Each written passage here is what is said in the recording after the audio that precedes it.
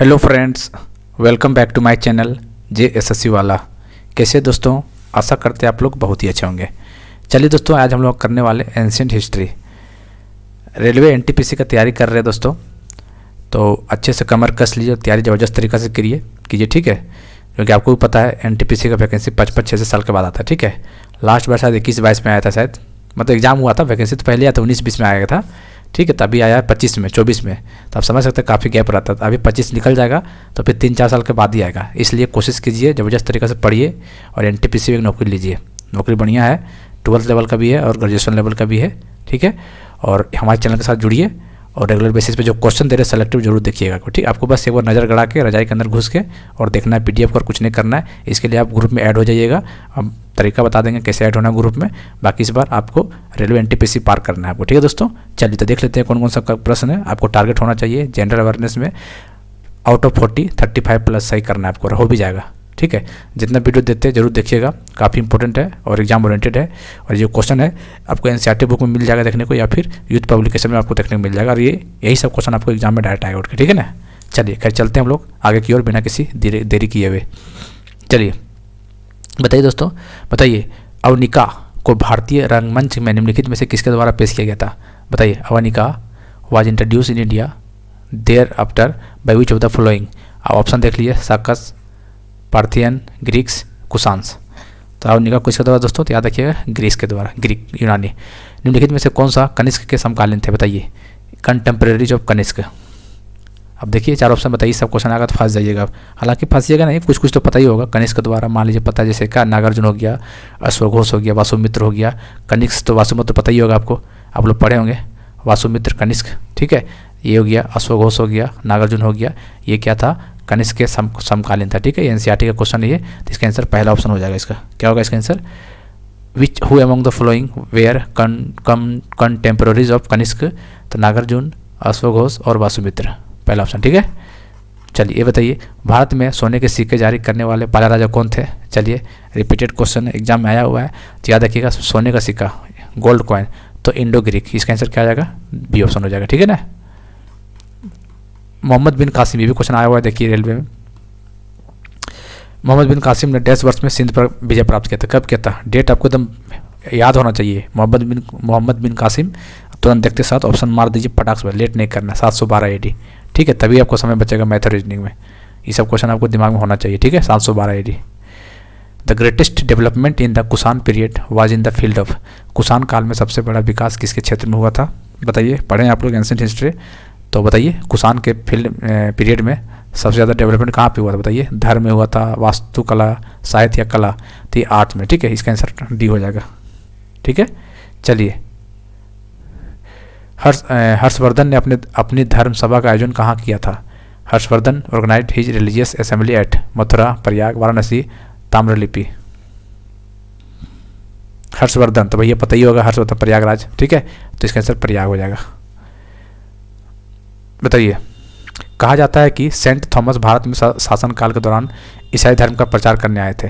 Sant Thomas is said to have come to India to propagate Christianity during the reign of. किसके reign बताना है आपको, बताइए। ये सब क्वेश्चन देखिए एग्जाम में आएगा, तुरंत मारिए, एक बार देख लीजिएगा तो देखिए जैसे आएगा Saint Thomas said to come to India to propagate Christian during the period of. बताइए गोंड फेरनिज, ठीक है। इसका आंसर ये हो जाएगा। ये सब क्वेश्चन छोड़ने वाला होता है, एक बार देख लीजिएगा, ध्यान रखिए। गोंड फर्निस याद रखना है, ठीक है। पार्थियन, इसका आंसर राइट हो जाएगा, ठीक है। चलिए who was the author of the Kadambari, ये ग्रेट रोमांटिक प्ले, एक महान रोमांटिक नाटक कदम्बरी के लेखक कौन है। कदम्बरी नाम सुनते तुरंत बाना भट्ट, कदम्बरी बाना भट्ट, ऐसे याद रखना आपको, ठीक है, पहला ऑप्शन।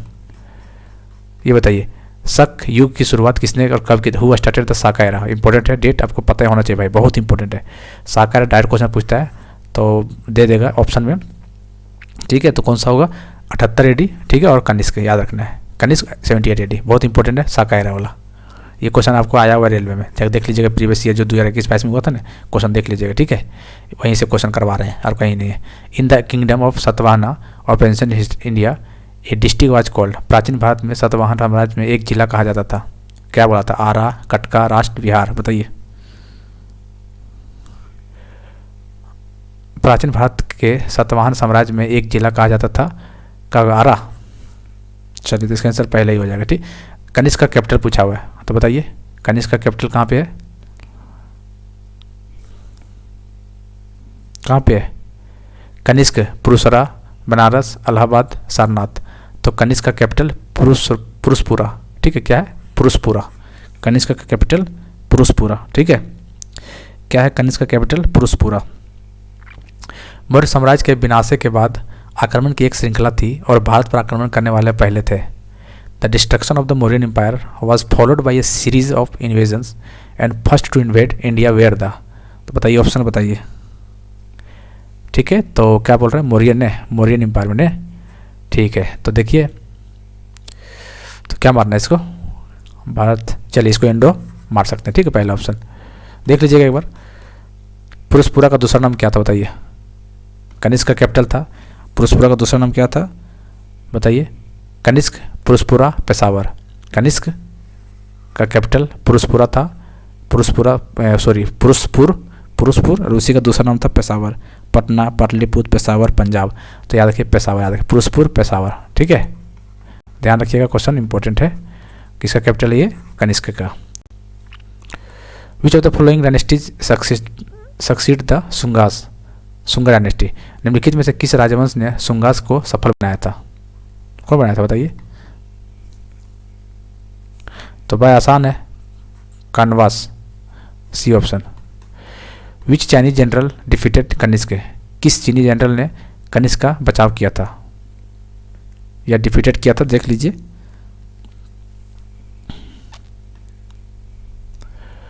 बताइए।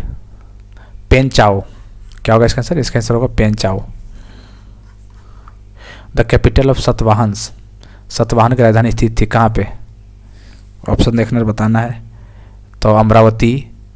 देखिए सतवाहन की राजधानी स्थित थी कहाँ पे? अमरावती में। ठीक है, सतवाहन, अमरावती। यार ऑप्शन क्या क्या है यहाँ पे? देखिए नलदुर्ग, दुर्ग। तो अमरावती से राइट आंसर हो जाएगा। ठीक है, सतवाहन साम्राज्य का संस्थापक कौन था? चलिए सब क्वेश्चन तो गलत नहीं होना चाहिए। सतवाहन साम्राज्य का बताइए कौन है?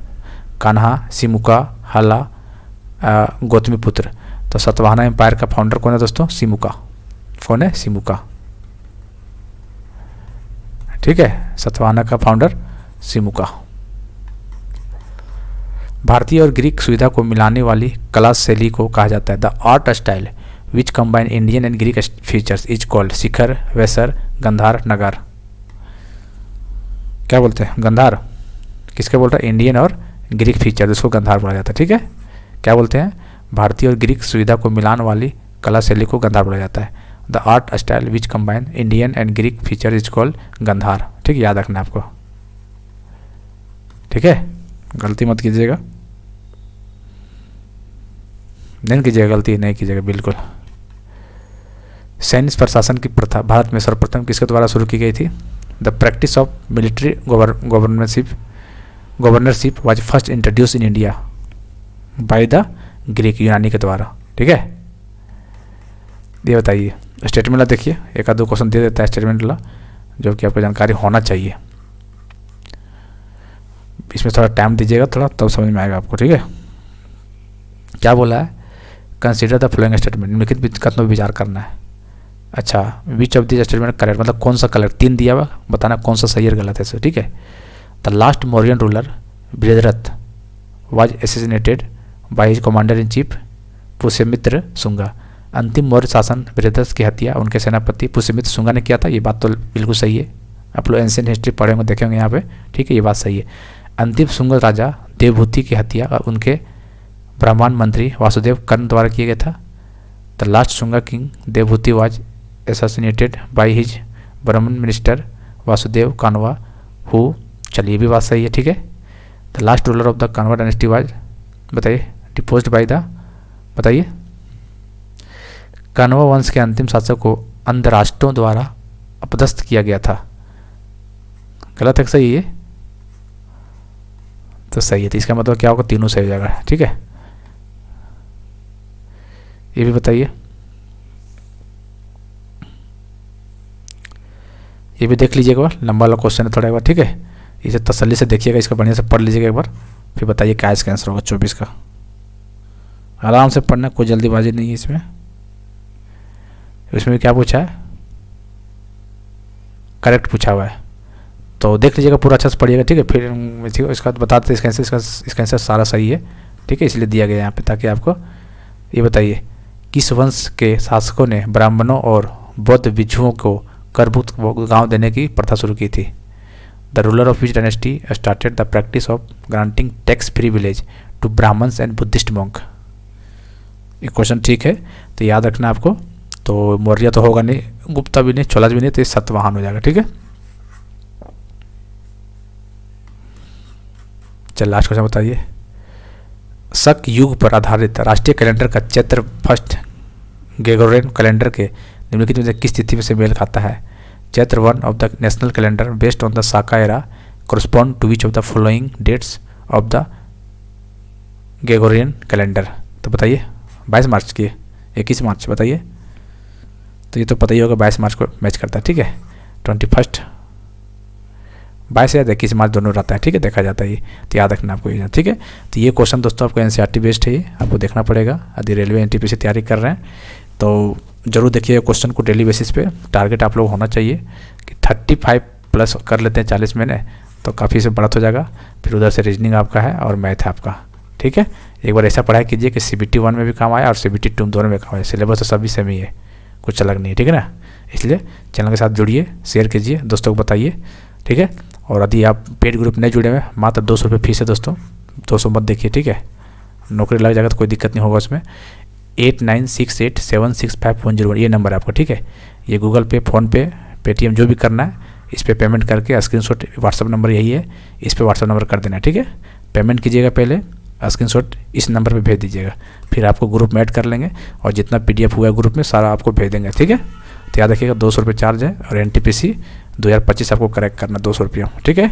और इसमें कोशिश रहेगा GK GS वाला पोर्सन पूरा कंप्लीट कराना है एकदम। रैंडम क्वेश्चन करवाएंगे, ऐसा कुछ नहीं कि थ्योरेटिकल बताएंगे, बस क्वेश्चन करवाएंगे, PDF दे देंगे, ताकि आपको आसानी से ठंड के दिन में रजाई के अंदर घुस के क्वेश्चन देख लेना है और एग्जाम में फोड़ के आ जाना है, ठीक है। 8968765101 यही फ़ोनपे नंबर है, गूगल पे नंबर है, पेटीएम, व्हाट्सअप नंबर यही है। पेमेंट करके स्क्रीनशॉट भेजना है, ठीक है। मिलते हैं अगले वीडियो में, तब तक के लिए जय हिंद, जय भारत।